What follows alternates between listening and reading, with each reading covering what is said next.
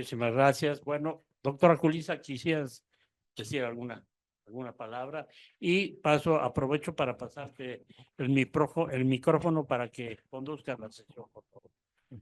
Además de profesora adjunta, es la subcoordinadora del servicio de cardiología. No, gracias y gracias por la participación con todos los residentes. Si tienen un caso interesante, un paciente que algo les pueda favorecer, se los vamos a agradecer.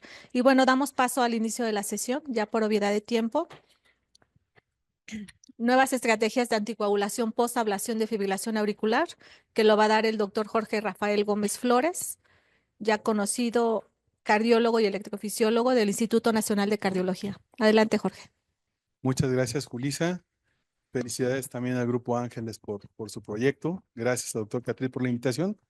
Antes de comenzar con este tema, me gustaría conocer cuál es su opinión y qué hacen ustedes con los pacientes que son llevados a ablación de la fibrilación auricular. Antes que nada, ¿cuál es el objetivo por el cual ustedes refieren a un paciente para ablación de la fibrilación auricular? La pregunta es libre para no señalar a nadie, para no interrumpirlos directamente en sus alimentos. Entonces, algún voluntario que me pueda decir su objetivo. Ya vi al doctor Úrsulo Juárez que está inquieto con el tema. ¿Por qué referir a un paciente a ablación de fibrilación auricular? ¿Cuál es el objetivo? La fibrilación auricular va a deteriorar la función ventricular. Muchas veces, y hemos aprendido que muchas veces hace tarde. Entonces, aquellos pacientes que están intermitentes, tarde o temprano caen en permanente. Y cuando queremos resolver el problema, ese sería como que el otro es mejorar la función ventricular y la calidad de vida desde un inicio. Ok. Aquí la pregunta sería de lo que vas a hablar, qué nos ofrece y cuánto tiempo. En general está perfecto. Sí. Sí. ¿Alguien más? ¿Algún otro objetivo que tengan en mente? ¿Por qué referir a un paciente a ablación de fibrilación auricular?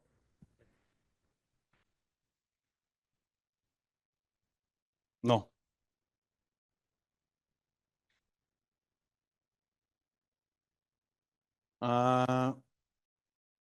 Bueno, a ese punto que dice el doctor Úrsulo Juárez me interesa. Va a seguir anticoagulado.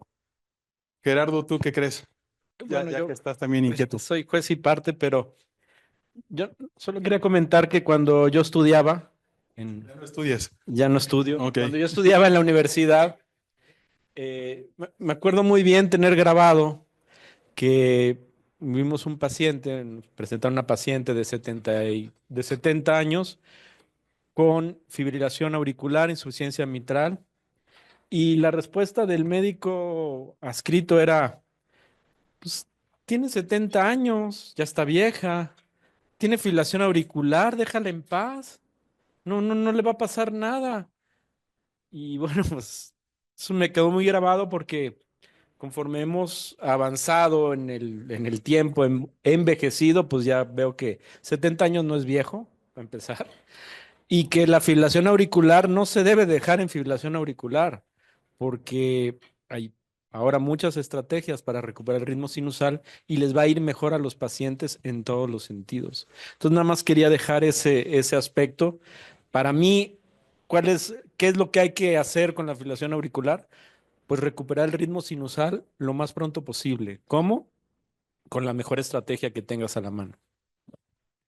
Estoy de acuerdo contigo y el doctor Catril me ha enseñado que los 80 son los nuevos 30. Entonces, la edad no importa, Ana.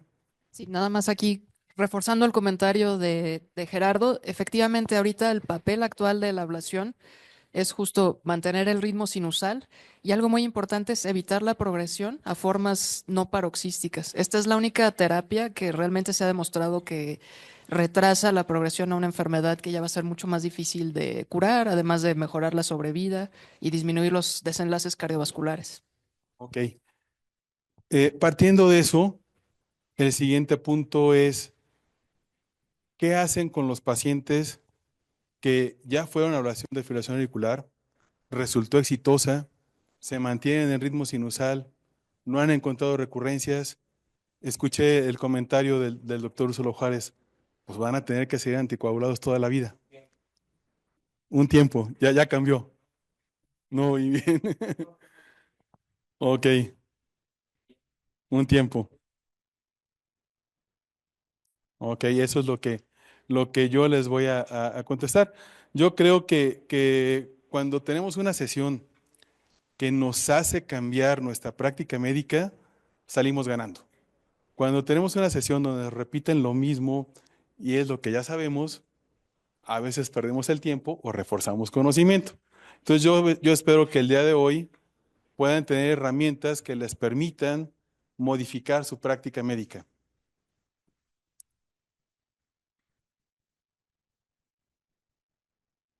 Ay.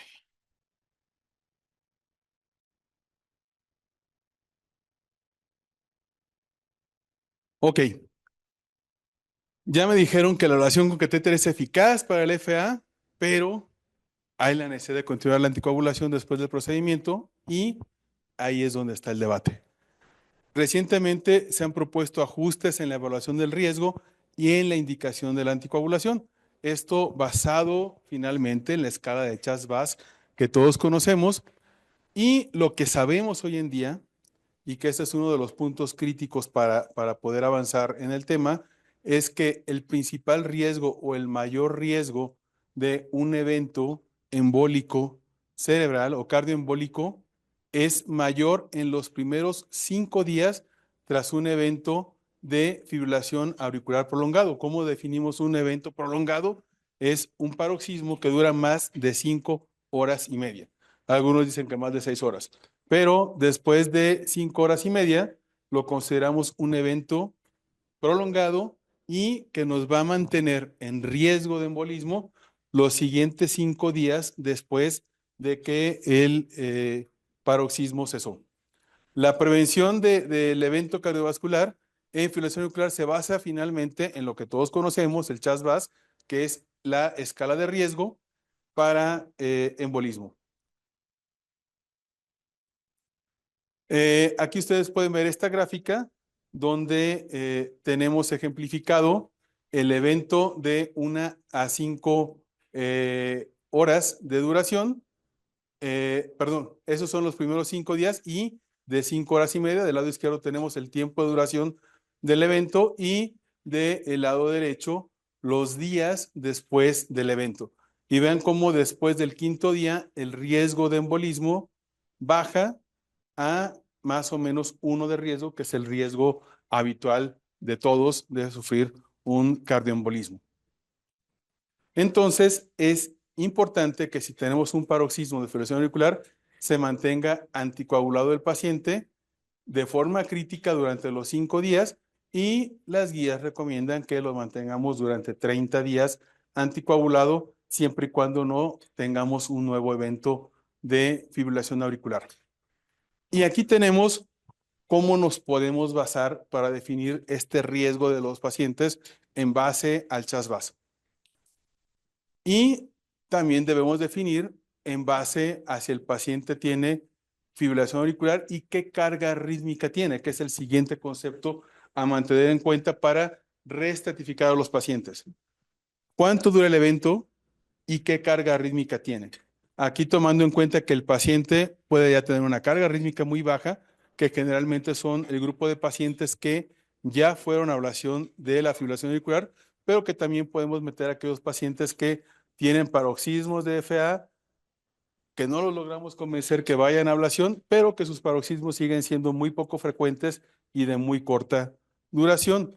Entonces, cuando se hizo la estratificación del riesgo de Chas-Bas, nos metieron en 2 problemas. Uno, el grupo de pacientes que están en 0 y 1 no representan un riesgo claro de si requieren anticoagulación o no, y en las guías queda un poco escueto de a criterio del médico se pudieran anticoagular, y luego nos suman un punto más en las mujeres que realmente no es un incremento de riesgo, sino un factor adicional ligado al sexo. Entonces, si nosotros quitamos en las mujeres este factor del sexo que implica darle un punto más en el Chas-Bas, las estaríamos dejando igual entre 0 y 1. Y si nuestro paciente tiene una FA de menos de un día, de duración entre 6 minutos a 23 horas o 23 horas y media, tenemos que el riesgo de un embolismo en este grupo de 0 y 1 se mantiene muy similar a los pacientes que no tienen FA. Y lo mismo pasa con aquellos de más de 23 horas y media que tienen estos eventos en este grupo de 0 y 1.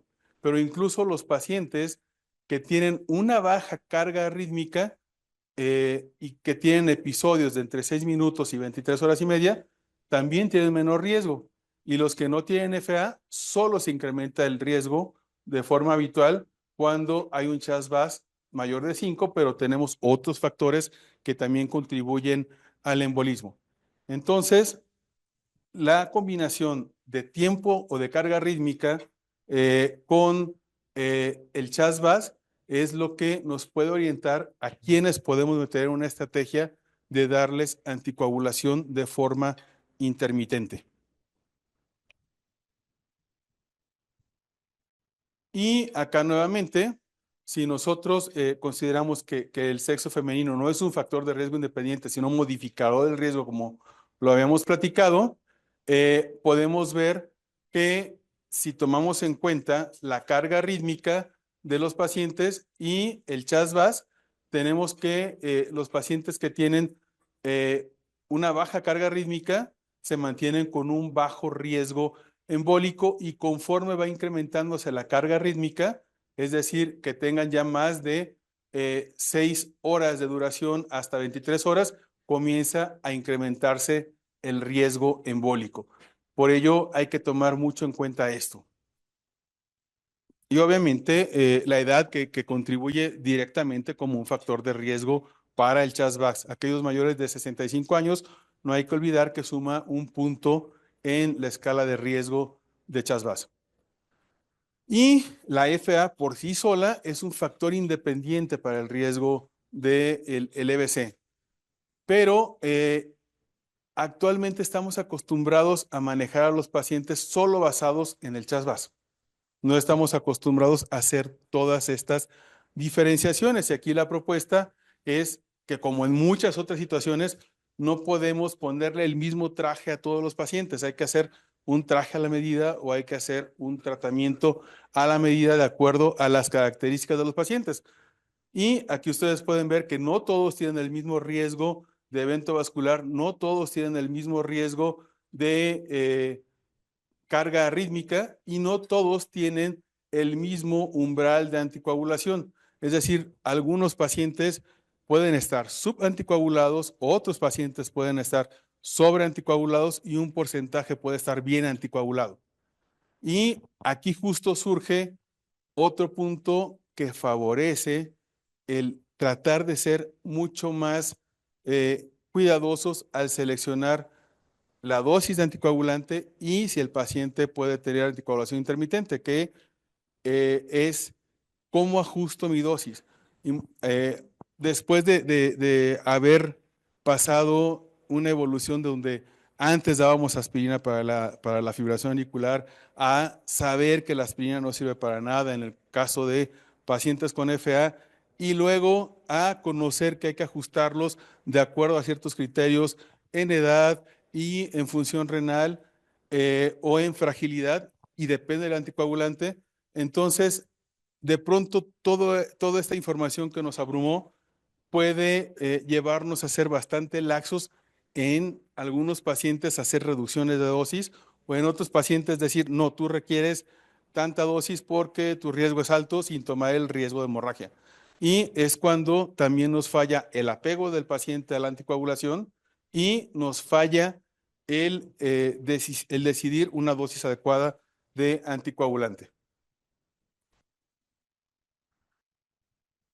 Aquí ustedes pueden ver este estudio noruego de la evaluación del riesgo de acuerdo al CHAS-VAS y justo lo que les comentaba, que hay que poner en la balanza el riesgo tromboembólico de esos pacientes, como que no tiene tanta definición el aparato, y el riesgo de sangrado para poder seleccionar a este tipo de pacientes a este estudio.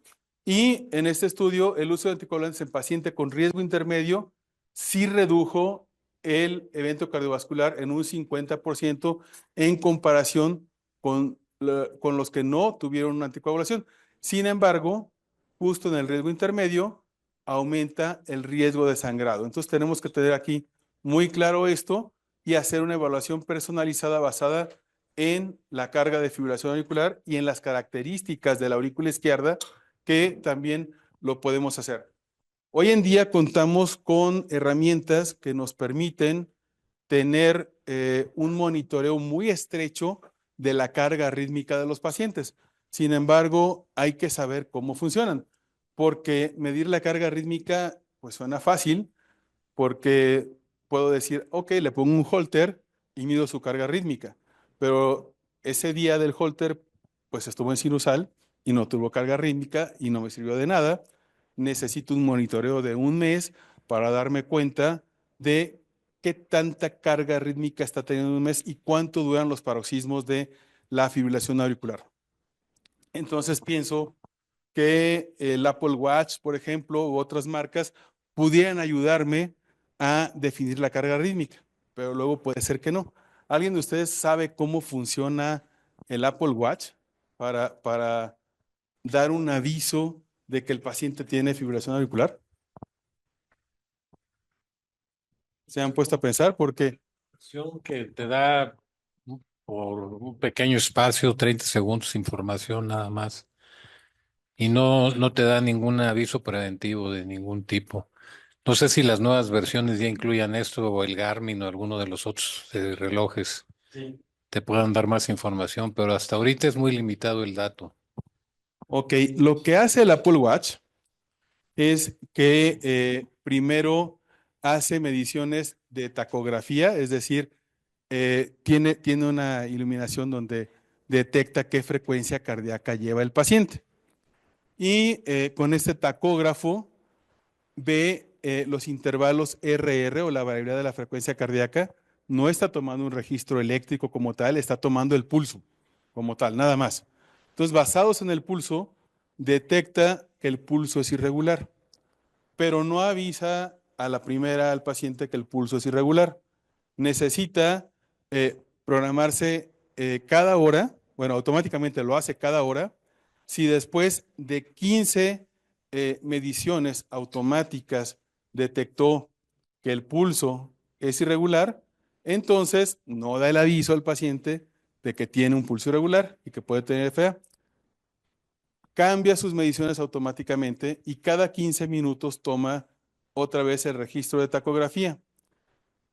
Y cada 15 minutos, después de 15 mediciones, si persiste con el pulso irregular, alerta al paciente que tiene pulso irregular, que se tome un registro del electro. Entonces ya el paciente puede poner el dedo en el Apple Watch, registrar su electro y ya en el electro le dice, tienes fibrilación auricular, avisa a tu médico. Pero no es un sistema 100% confiable de que de inmediato va a detectar que el paciente tiene fibrilación auricular. Y eso hay que tenerlo en cuenta. Entonces, una estrategia es esto, tener este tipo de monitores, que es lo que hay. Sin embargo, sí tiene una forma de medir carga rítmica cuando está detectando todo esto, pero no la expresa en ninguna función. Está en desarrollo y se espera que en versiones posteriores ya nos pueda dar un registro de la carga rítmica. Lo mismo sucede con los otros modelos de relojes. No es de inmediato el alertamiento de que el paciente se encuentra en fibrilación auricular. También puede haber confusores donde el paciente puede tener extrasístoles auriculares frecuentes y lo puede confundir con fibrilación auricular, y ahí hay que hacer la correlación con un electrocardiograma. Entonces tampoco podemos basarnos solo en que el reloj automáticamente dice que es FA, hay que confirmar que verdaderamente es fibrilación auricular. ¿Sí, me expliqué bien o los confundí más? Entonces tenemos esto para que nosotros podamos tener idea que el paciente tiene o no tiene fibrilación auricular. Finalmente, eventos muy cortos quizás no lo logremos encontrar en un monitor de estos. pero también podemos sugerir que el paciente se tome registros diarios de electrocardiograma, más o menos a la misma hora. Pueden ayudar. Se ha visto que una toma diaria de un registro de 30 segundos, como dice el doctor, registra eventos de FA en más del 90%. Y en más del 90% de pacientes que tienen antecedente de FA. Y también existen otros monitores como los monitores tipo Cardia o Belue, donde el paciente igual se toma su registro poniendo los dedos sobre las plaquitas que se intercomunican al reloj, o parches de monitoreo prolongado que no es tan barato ni tan común. Lo ideal es poner un dispositivo implantable que dura 2 años y entonces nos basamos en eso, pero es mucho más caro y es invasivo. Entonces, si tomamos en cuenta la tecnología no invasiva, sí nos podemos basar en ellos, pero con las limitaciones que ya les he comentado. Y también es importante que si están usando un reloj, lo use el paciente por lo menos 14 horas diarias. Hay varios estudios que nos han dado luz sobre la efectividad de la anticoagulación de acuerdo a la carga rítmica de los pacientes. Uno es la Arcadia, donde incluso se comparó con aspirina, pero en pacientes que tienen cardiopatía atrial sin fibrilación auricular, que es finalmente la antesala de la fibrilación auricular. El estudio NOAA con edoxaban, que es el anticoagulante más reciente que tenemos, aumentó el riesgo de sangrado en FA, y el Artesia con apixaban redujo el riesgo de eventos vasculares en FA subclínica, pero también, a pesar de que el apixaban es el más seguro, también aumenta el riesgo de sangrado. Y ese es un punto crítico. Pacientes con baja carga rítmica y un CHAS-VAS entre 0 y 1 tienen más riesgo de sangrado que riesgo de embolismo. La estrategia de la anticoagulación personalizada también la podemos conocer como Peeling Pocket, donde se basa en anticoagular solo cuando hay episodios de fibrilación auricular y funciona de la siguiente manera. Aquí tiene el reloj con el alertamiento de ¿tienes fibrilación auricular?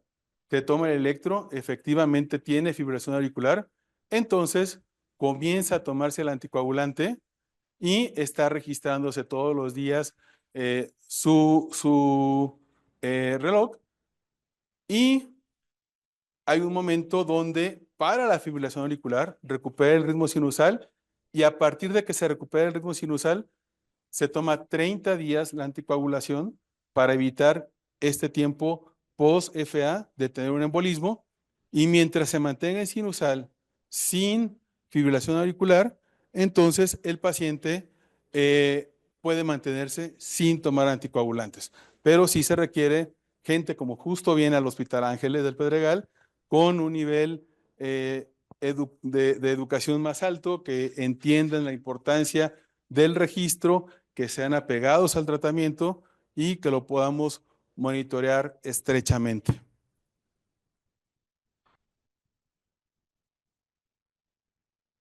Aquí tenemos otro ejemplo de lo que pasa con los pacientes que son llevados a anticoagulación.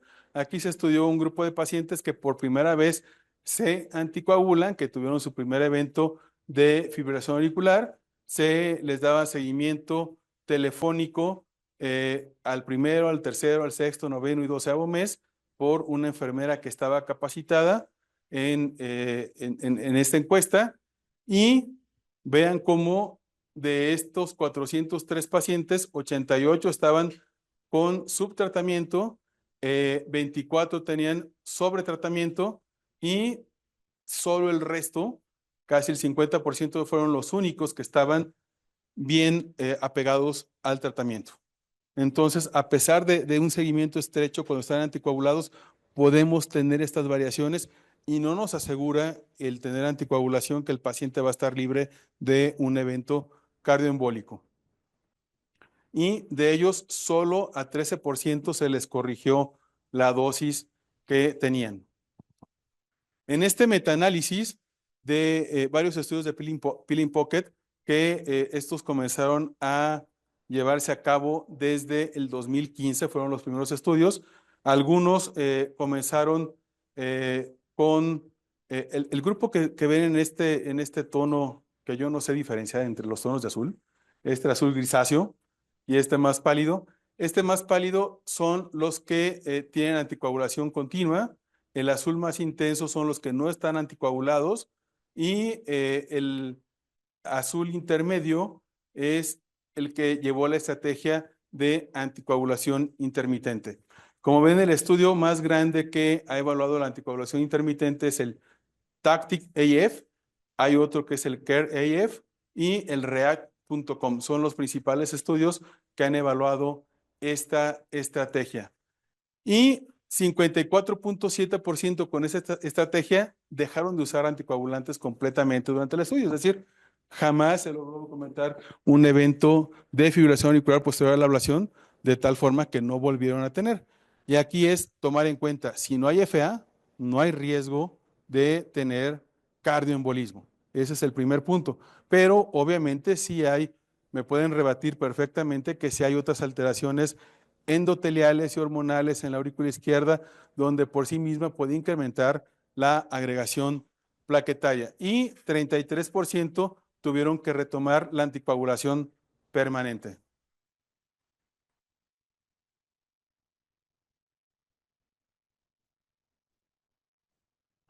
¿Por qué se movió todo?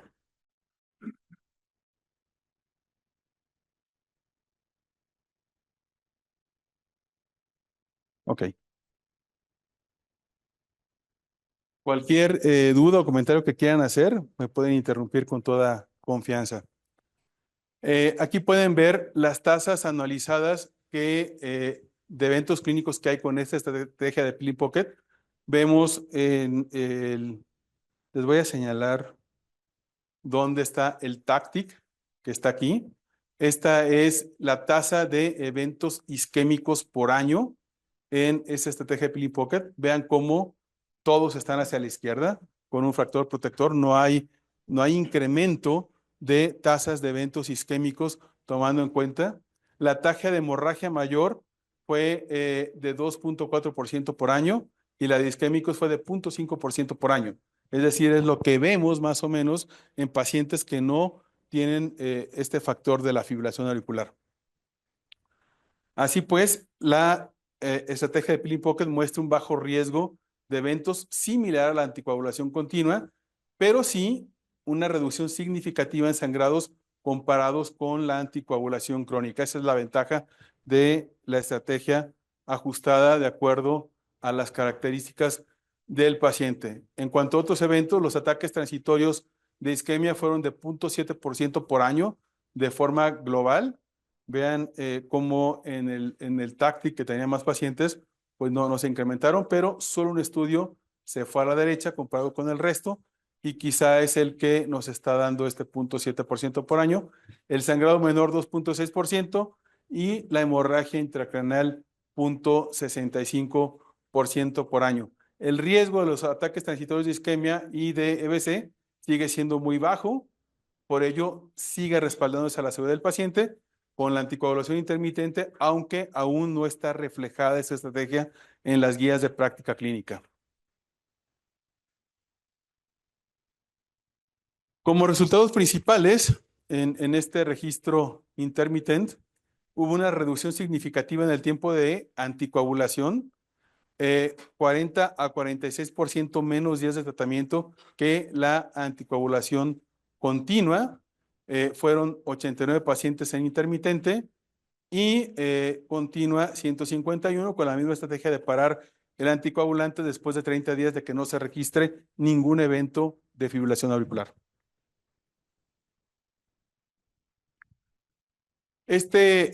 Otro estudio, en ese otro estudio la estrategia fue continuar la anticoagulación 6 meses después de una primera ablación con catéter y durante este tiempo se asoció con mayor riesgo de hemorragia en pacientes con una puntuación de CHAS-VAS de menos de 2, que es lo que estamos viendo, este grupo donde es menos el riesgo de embolismo y es más el riesgo que podemos tener al dar anticoagulante porque le incrementamos el riesgo de hemorragia. Pero sí disminuye el riesgo de embolia en pacientes con CHAS-VAS mayor de 3. Y aquí lo vamos viendo. A más bajo el CHAS-VAS, tenemos nosotros mayor riesgo de sangrado. A más alto el CHAS-VAS, tenemos un riesgo de sangrado que está balanceado, pero tenemos un mayor riesgo de embolismo. Y esto ya lo vimos.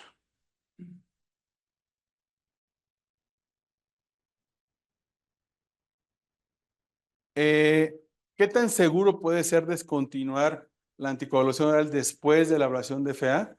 Aquí es un metaanálisis muy interesante que recién se acaba de publicar, donde los resultados del metaanálisis sugieren que suspender la anticoagulación oral tras una ablación exitosa puede ser seguro. La recomendación es que se suspenda 2 meses después de la ablación de la fibrilación auricular, donde la inflamación de la aurícula por la misma ablación ya no existe y donde no hubo ningún episodio de fibrilación auricular, que es un tiempo que le llamamos de lavado posterior a la FA, que por la misma inflamación incluso podemos tener paroxismos de fibrilación auricular que no necesariamente se relacionan a un fracaso de la ablación de la fibrilación. Suspender los anticoagulantes no aumenta los eventos tromboembólicos, pero sí reduce el riesgo de hemorragias, y cambiar antiagregantes plaquetarios después de suspender la anticoagulación oral en la ablación puede reducir la incidencia de eventos trombóticos y de hemorragias mayores, pensando en otras indicaciones de usar aspirina, no en la FA, porque el paciente ya no tiene fibrilación auricular. ¿Cuáles son los pros y los contras de la ablación continuada después de la anticoagulación continuada después de la ablación de la fibrilación auricular? Tenemos que incrementamos el riesgo de hemorragia. Algunos estudios sugieren que la suspensión de anticoagulantes es segura en pacientes sin recurrencias, incluso hasta 6 meses después, como el que les mostré, pero sí se incrementa el riesgo de hemorragia. Lo mínimo recomendable son 2 meses. Los dispositivos de cierre de la orejuela, que es otro punto a tomar en cuenta, ofrecen una alternativa segura para reducir el riesgo de evento vascular. Sin embargo, sí tienen ciertos riesgos relacionados al mismo dispositivo. Y los pros es que hay alto riesgo de recurrencias tempranas y tardías de la FA. Entonces, aquí es donde se favorece el uso continuo de anticoagulación por este tipo de recurrencias. La FA asintomática, muchos pacientes ni cuenta se dan que tienen fibrilación auricular, son totalmente asintomáticos, y eso nos disminuye a nosotros la posibilidad de un monitoreo basados en síntomas. Y los pacientes con CHAS-VAS de más de 2 van a seguir teniendo riesgo por otras causas. Entonces también se benefician de mantener la anticoagulación. Aquí donde podemos nosotros hacer este traje a la medida de nuestros pacientes es en los pacientes que tienen un riesgo de CHAS-VAS de menos de 2. Y la función auricular izquierda alterada persistente, donde vemos que se vacía lentamente la orejuela, donde vemos que está más dilatada, donde vemos que hay contraste espontáneo, son pacientes que pueden beneficiarse más de la anticoagulación permanente. En esta imagen vean cómo tenemos este contraste espontáneo. Aquí nos ejemplifican los casos donde es conveniente tener esto después de la ablación, donde pudiera haber recurrencia, pero podemos ir evaluando con un monitoreo estrecho, y cuando consideremos que no recurrió a la FA, entonces, de acuerdo al CHAS-VAS, podemos decidir suspender el anticoagulante.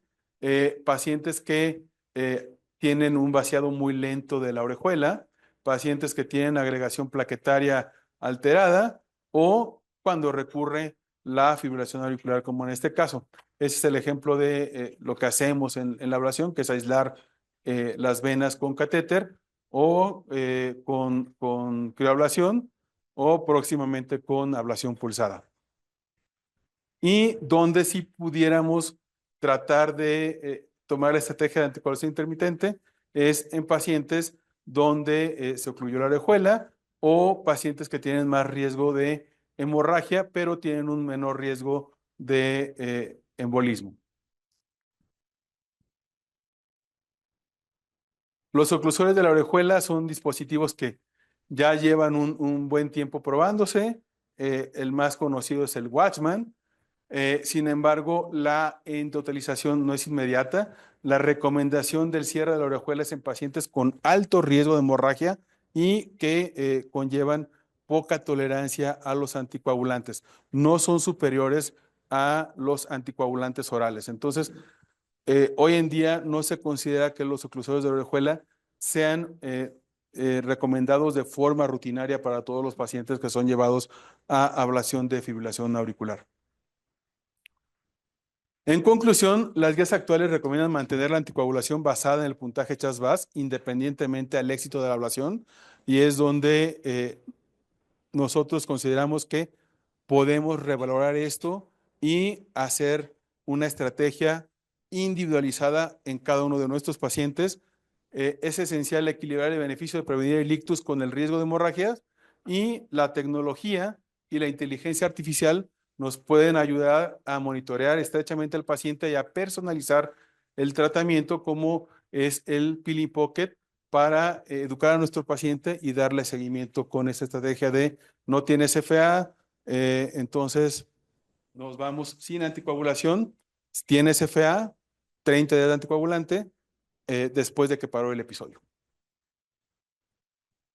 Y pues nada más, espero sus comentarios. Muchas gracias.